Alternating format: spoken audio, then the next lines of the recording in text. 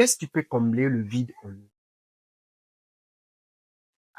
Aviez-vous un vide qui ne peut être en fait un vide que vous ressentez à tout moment? Vous avez l'argent, en fait. Avant, vous pensez que quand vous aurez l'argent, vous serez heureux. Mais une fois que vous avez l'argent, le vide demeure. Peut-être après 1 ou 2 semaines, vous vous rendez compte que rien, en fait, c'est comme si rien n'a été fait, quoi. Avant, vous pensez par exemple que une fois que je vais me marier, eh bien, le vide va partir. Mais après le mariage, 1 année, 2 ans, le vide demeure. La vérité est que le vide en nous ne peut être comblé par les choses matérielles.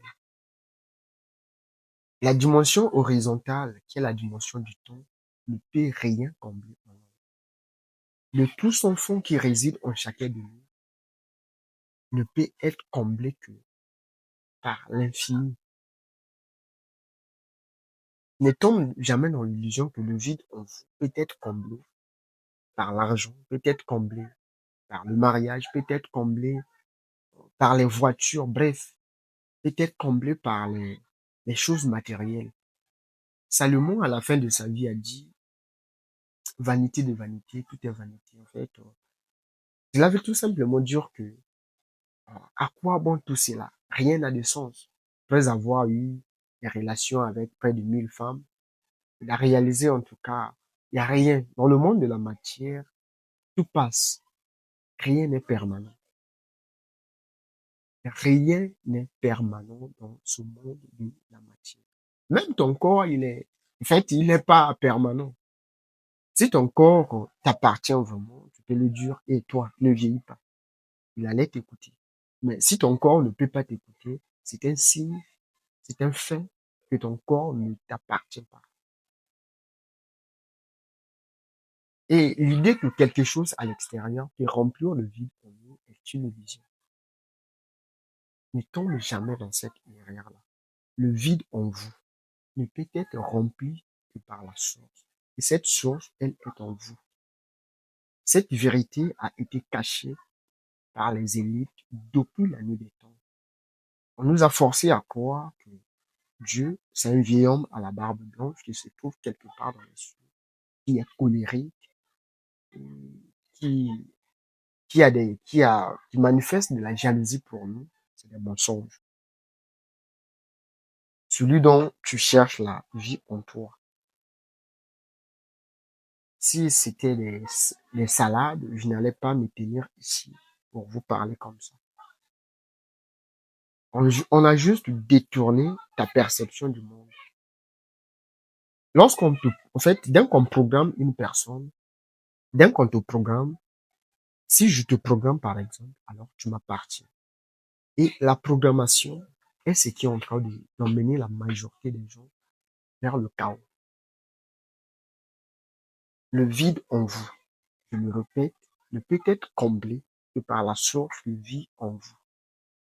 Et cette source, si vous voulez la découvrir, vous devez apprendre à vous asseoir seul dans le silence. 15 à 30 minutes suffit. Posez-vous cette question, qui suis-je? Essayez de remettre en question les croyances que vous avez héritées. 1. La voix qui joue dans votre tête n'est pas la vérité. Cette voix peut être brillante, oui. Ce sont juste les pensées que vous avez recyclées ça et là. Vous devez comprendre que l'ego, cette voix qui raconte des scénarios dans votre tête, n'est pas vous. Vous êtes l'observateur de cette voix-là. Vous êtes le témoin, vous êtes la conscience, vous êtes la source elle-même qui fait semblant, qui a fait semblant de s'oublier. Vous êtes la divinité déguisée sous forme humaine. Cette vérité a été cachée par certains pour nous contrôler. Eh bien, je vous le dis aujourd'hui, ne croyez pas que Dieu que vous adorez dans vos églises se trouve quelque part là-bas. Non, il est déjà en vous. J'aimerais vous raconter cette histoire. C'est l'histoire entre le grand Dieu et ses petits dieux, disons les anges. Un jour, le grand Dieu a posé cette question aux anges que, faites la divinité de mes créatures là. Où est-ce que je dois la cacher? L'un des anges a pris la parole et a dit, euh, mon, mon Seigneur, je trouve que tu dois cacher cette vérité. Tu dois cacher cette vérité quelque part là-bas au-delà des nuages. Et Dieu a dit non. Là-bas, l'être humain, il est très malin. Il ira là-bas tôt ou tard et il va découvrir cela. Et un autre a pris la parole et a dit, alors, cache ça dans la mer. Il a dit non. Là-bas également,